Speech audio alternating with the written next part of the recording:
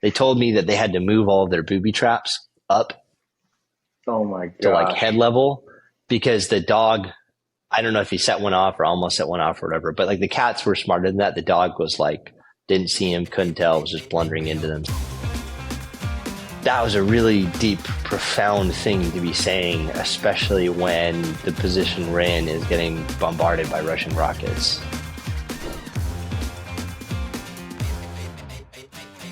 Well, Robert, thanks for joining me here. First of all, like amazing story. I know at Front Sight and myself, we really love the story and the way that it was produced. And another shout out to my editor, Brian, who did a really good job. Yeah, definitely.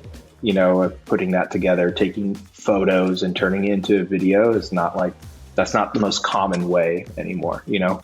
No, not at all. I know a lot of your followers know who you are, right? But I think a lot of in our community, especially on YouTube, where that's majority where our followers are. Can you give like a little bit of background on who you are, what you do, and oh man,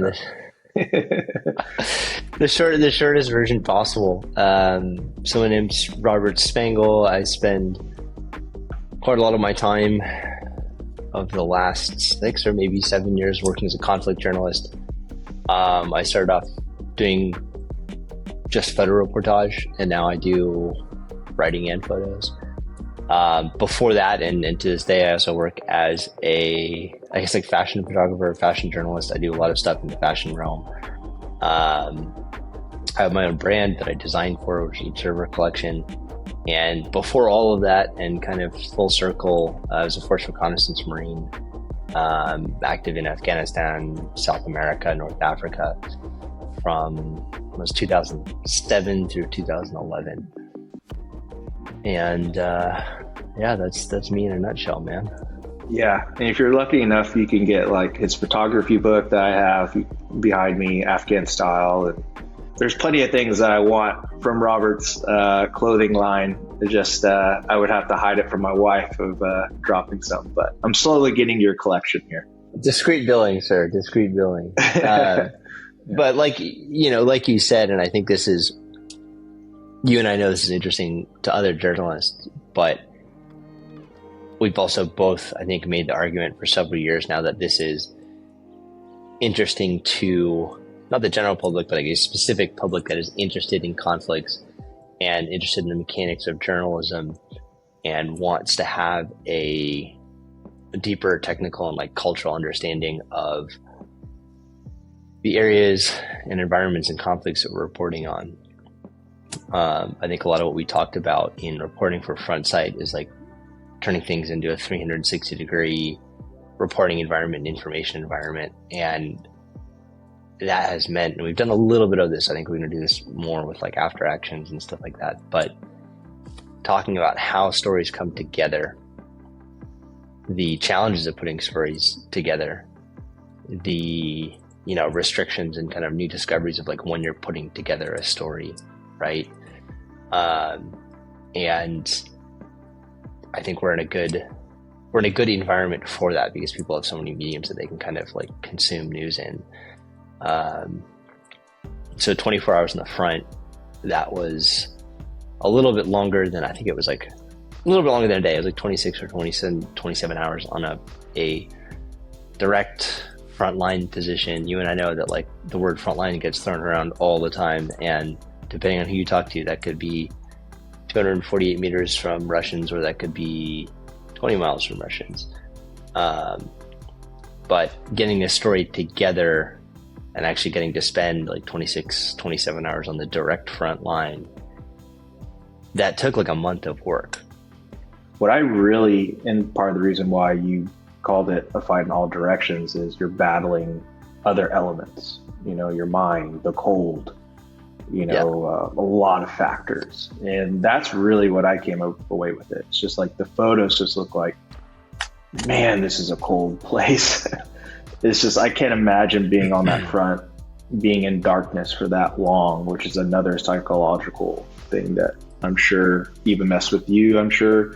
So can you go, like you named it a fight in all directions, 24 hours, a fight in all directions. Why did you pick that title, which really, kind of is the encompass of your story.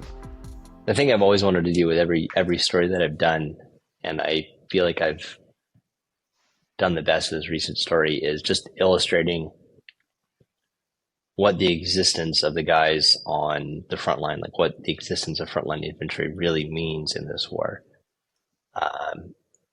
There's been a lot of press to come out of Ukraine, but most of it is focused where journalists can get access easily and safely. Well, not even easily, but just get access and do it with some measure of safety.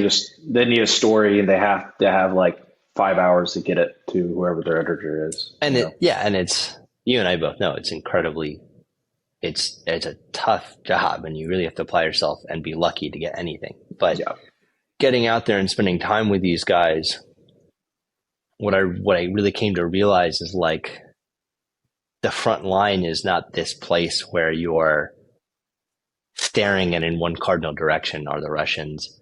There's no immediate support behind you, right? If you were to pull back or have to fall back, you're in a more dangerous position than even the one you start off in. And everything in all directions is hostile to you being there.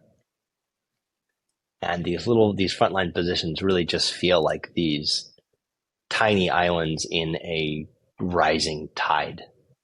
There's still this kind of human kindness, the way these guys bond together. And one of the things I cued in on was like, they have animals at their positions. And these aren't the only Ukrainians to do this. This is like any Ukrainian position. And the cats kind of made sense to me, because I was like, hey, the cats are warm. You know what I mean? You go to sleep at night with 2 cats, that's better than 0 cats. Mm-hmm. So that kind of made sense to me. And, you know, the cats are probably killing rats or whatever the case is, and they kind of look after themselves, right?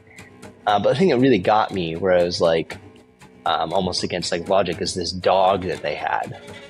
And this dog is the most useless animal I've ever encountered in my entire life. It is like super mangy. I mean, totally matted, filthy, smelled awful, right? The place smelled awful, but this dog smelled truly awful. Totally matted, and obviously just like psychologically defeated, like tail between his legs, just kind of nervous sort of everywhere. But the dog was totally deaf, completely deaf. Couldn't they had a name for it, I don't remember what, but like they would say something to the dog wouldn't do anything. Massive explosion, dog can't tell. They call for the dog or whatever, dog doesn't respond. I'm pretty sure the dog was also blind. It just kept running into things, it kept getting stepped on. They told me that they had to move all of their booby traps up to like head level, because the dog, I don't know if he set one off or almost set one off or whatever, but like the cats were smarter than that. The dog was like, didn't see him, couldn't tell, was just blundering into them. So they re-rigged the explosives in this whole place. But that kind of clued me in, like, on these guys are really keeping their humanity alive on the front, and just how desperate their situation is. The other aspect of it, which I didn't consider, and I didn't consider enough as a photographer, is how dark it is. In the position that these guys were at, there was no light, period. No natural light was getting in there. They were in a kind of dilapidated building. I was going to say that building looked like, it was like, man, one more hit looked like that building was going to come down. Did you ever feel like that? Absolutely, and that was it. These guys are like, this building was pretty massive, and the space that these guys were actually occupying all hours of the day was like 10 feet by 10 feet. And there was the only 10 foot by 10 foot space in this whole factory, which was quite massive, that had yet to be blown up. Everything else had been hit by, mortar artillery. They had sort of fighting positions set up if they needed to like stand to. But these guys are, they're fighting the Russians, they're meeting their positions. There's little exchanges of gunfire between them and the Russians. 2 or 3 guys are doing that during the day. And then one guy is just digging. Maybe 2 guys are just digging, right? And they're just digging through the foundation of this place because they know that the roof is going to come down. And they have maybe a few hours, maybe they have a few days or whatever, but like there's almost nothing left standing of this building anymore. So they're basically digging these trenches and bunkers and dugouts for the inevitable day when this building literally doesn't exist anymore, and hopefully they do. And they're literally like cutting a hole through the foundation of this place and just digging and digging and digging. When I got there, the guy told me he'd been digging for like 5 days, and he finally had enough of a dugout that they could get all 4 guys into it just barely if they were really getting hit by direct fire. And then some other guys were digging some other positions. But the desperation of it, doing all that, constantly getting attacked, you're constantly just trying to stay warm. Like the guy digging the hole is the happiest because he can actually move around and like has an excuse to sort of get his blood up. Even he has to be careful because if he starts sweating too much, he's going to freeze afterwards, and there's no way to dry your clothes. So even that is kind of trepidous, but you're doing all of this in the pitch dark. You see light when they'll do like little patrols and stuff out. You'd see some light there during the day, but you can't really tell the time of day or the passage of time. You can just tell that maybe it's night because it's colder. It gets sharply colder an hour after the setting of the sun. So it really is like, feels like another planet, you know? Let's say you're 12 hours in. Did you feel like you prepared? Did you feel like you brought everything that you needed? And just curious. I think I underpacked. You underpacked. So 12 hours in, did you feel like, man, I did not pack the right stuff? Or did you? Or is there anything that you would have done differently? Just curious on kind of on your gear side of things. I had my Corbett ruck out there, 2 cameras, like an M10D and SL3. Didn't bring any spare lenses for my SL3, 124-70, and then an adapter so I could throw my M mounts on there. Those. Didn't bring a sleeping bag. Brought a survival one. Didn't really bring any extra warming layers except the stuff that I had on. I brought a shit ton of batteries, some emergency chow, some water, plus that, medical kit, but really like the least I thought I could get away with. My experience with the Ukrainian positions is like they're normally pretty well stocked. Yeah. You want to be a good journalist. You don't want to show up with like 0 food and 0 chow. Yeah, you don't want to be that guy. I packed out some energy drinks for these guys because their CO was like, "Hey, these guys will appreciate it. So like, bring some Wild Tiger out." And I did. I packed really light for it because I was really worried about having to run the insert and then something going on wrong on insert, or actually I needing to like it out. Run, yeah. But I got there and I was like, "Oh yeah, like we're not moving around a lot. It's super cold." I should have brought I need like a really heavy insulating layer, probably heavier than I wore out there. I definitely would have brought like more of those like hot hands things for sure. I have 2 for like emergencies, and I wound up busting both of those because I was just like doing this thing, trying to take photos. That would have been a good idea. I should have brought a proper sleeping bag, because there was just so much time static that I could have pulled it up over my feet and just kind of like, kept the core temperature and the feet up. That would have been a really good idea. Medical, as many tourniquets that you could bring. Oh no, one big one, gas mask. Ooh, yeah. I showed this unit, and Ronan, who's like kind of the leader of the guys there, guy with like the most experience. The first thing he asked me is like, "Is your phone off? Is geolocation off? Is the airplane mode on?" And like, all these specific settings on my phones. I hadn't brought my American phone. I had my local phone, which was already off in a Faraday cage. That was the first thing he ran me through, which I thought was really professional. And the second thing he asked me is like, "Do you have a gas mask?" And I was like, "No." The second thing. Interesting. I don't. Then he asked me after that. He asked me where my tourniquets were. So I was like, "Man, these guys are running it just like the Marine Corps." But I asked with the gas mask, I said, "Oh, have you guys been attacked by gas?" And they said, like last week, the position next to them, a Russian drone had dropped gas onto the position. So that was something where I'm like, okay, I goofed on that. I should have brought that. That's something I got to think about for future assignments, because it takes up a lot of space. Oh yeah. The thing in the filter, it's like basically packing a spare helmet. So yeah. So we won't go into like the actual story, whether it was like the tactical, bearing the weather, people fixing the heating stove and the candles. People should read the story and watch it and listen to it, right? So, but I did want to talk about, you posted this clip and you have a quote about, I forgot the soldier, but he was basically saying, when I return back to civilian life, how will I be a civilian? I think I make it forward because I like this. If I come back home, I don't know. Actually, can I find myself in the civilian life? That little interaction, that is as close as I've ever gotten to the quintessence of what I'm looking for in conflict journalism, and like the thing that pulled me back to conflict after leaving the military and having a fashion career. Didn't expect that, and it was kind of shocking to me because I'm like, this is literally the thing I've been looking for years, and it just sort of unfurled quite naturally. And I thought that was like a very deep, introspective thing for this young man to say, but it also felt like it came directly from the soul, and it was something that he was kind of saying to me, sensing that this is something I have thought about quite often.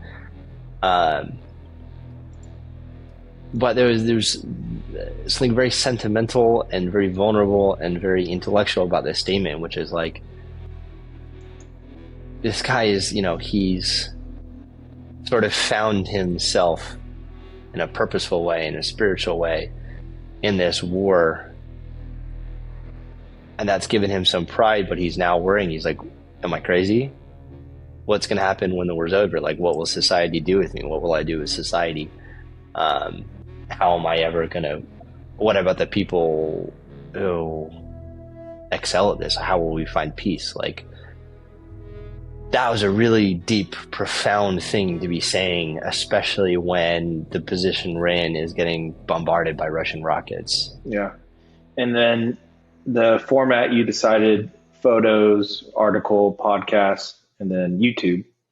Go briefly, like why, you decided you wanted to try this format. I know that's something you and I were talking about it, and it was cool that we just like, let's just do it. It won't be, it's not going to be perfect or anything, but like, let's just freaking do it. And it's been really positive. I mean, I think, you and I were talking about this for a long time, and I've talked about it with other journalists that I respect. And I think that there's a feeling amongst journalists that there needs to be like a 2.0 version of how we do our job. The principal complaint of journalists is the apathy of the public. And I totally understand where they're coming from. And they are right, it's a huge problem. But I come from a fashion background and I come from an industrial design background, and you never fault the customer. You just have to figure out what they need. That's right? really good. So something that you and I talked about and came out of the formats of these articles was like, look, the job hasn't changed, but the tools at our disposal and our availability in this conversation with this young man is very much to that point have changed. Using this triple format allows us to really utilize every asset and every fact that we bring back from the field. And that's a great feeling, because this is the story that I felt has been told the most thoroughly. And that's a great feeling. Every other story I've come back from, I'm like, okay, cool. We get to tell 2% of what happened.